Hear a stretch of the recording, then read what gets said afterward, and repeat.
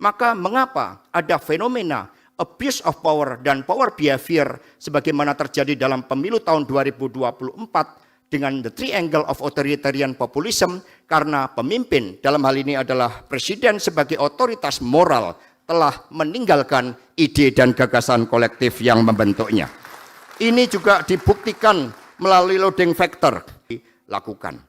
Kemudian novelty yang kedua, diperoleh suatu gambaran dari dimensi dan indikator-indikator yang membentuk kepemimpinan strategik politik, ideologi, pelembagaan, dan ketahanan partai.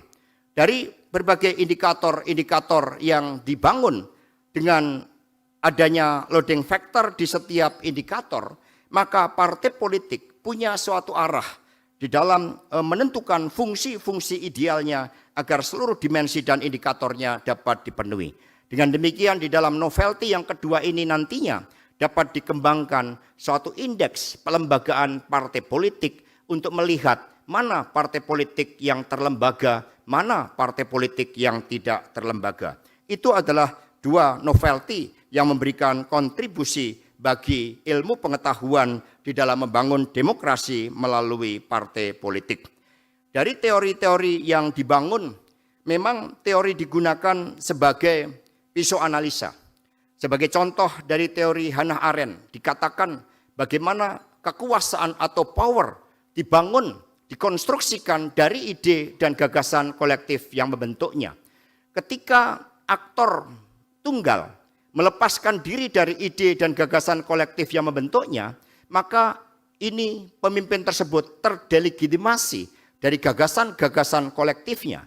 Maka mengapa ada fenomena abuse of power dan power behavior sebagaimana terjadi dalam pemilu tahun 2024 dengan the triangle of authoritarian populism, karena pemimpin dalam hal ini adalah presiden sebagai otoritas moral telah meninggalkan ide dan gagasan kolektif yang membentuknya. Ini juga dibuktikan melalui loading factor, di mana abuse of power di dalam ketahanan partai menunjukkan bersama dengan political behavior loading factor yang tertinggi. Political behavior 0,891 dan abuse of power 0,875.